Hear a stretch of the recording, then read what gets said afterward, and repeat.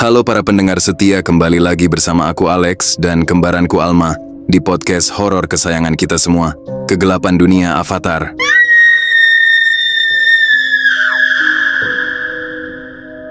Malam ini, aku akan membacakan kisah dari seorang pendengar.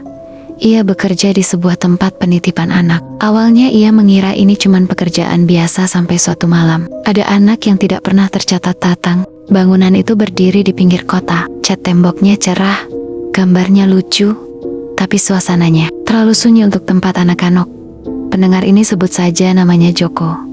Laki-laki muda baru lulus kuliah, mengambil shift malam karena bayarannya lebih tinggi. Shift malam sebenarnya sepi, hanya menjaga anak-anak yang orang tuanya kerja lembut. Anak-anak itu normal, bermain tertawa, kadang menangis, minta dijemput.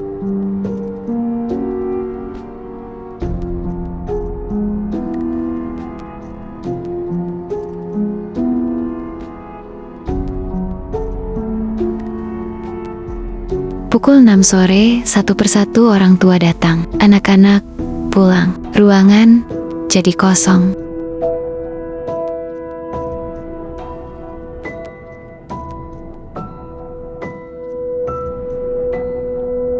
Joko selalu mencocokkan nama anak dan jam jemput. Semuanya rapi, tidak ada masalah. Sampai suatu malam, seharusnya tidak ada anak lagi di dalam. Joko duduk santai, lampu sebagian dimatikan. Hanya suara AC dan jam dinding. Lalu, ia mendengar suara tawa anak kecil. Tawa itu datang dari ruang bermain.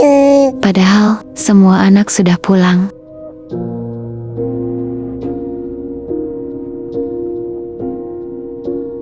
Di sudut ruangan, duduk seorang anak laki-laki, usianya sekitar 5 tahun.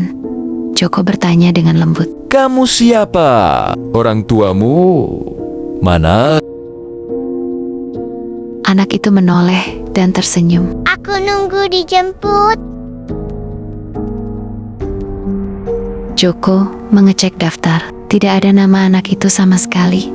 Joko memutuskan untuk menelpon pengelola. Pengelola hanya berkata singkat, "Oh, yang itu ya. Tunggu saja." Tidak ada penjelasan, tidak ada. Panik. Joko memberi snack. Anak itu makan pelan. Sangat rapi.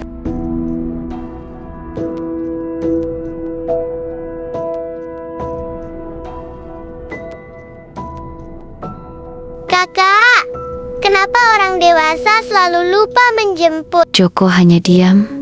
Joko merasa ada yang salah dari anak itu. Malam makin larut, anak itu masih di sana. Lampu mulai berkedip. Anak itu berdiri di depan pintu keluar, menatap kosong. Ayah bilang kalau aku diam di sini, nanti pasti dijemput. Ayah kamu siapa? Yang ninggalin aku di sini 5 tahun lalu. Joko mundur beberapa langkah dan tidak sengaja menabrak lemari. Ia kejatuhan buku dari lemari. Di dalam buku itu ada foto-foto anak lama. Dan salah satunya, anak itu ada. Tanggalnya 5 tahun lalu. Tapi wajah anak itu sekarang lebih pucat, matanya cengkung. Kakak, kalau aku pulang, aku harus kemana? Jam menunjukkan pukul 3 pagi. Pintu penitipan terbuka perlahan.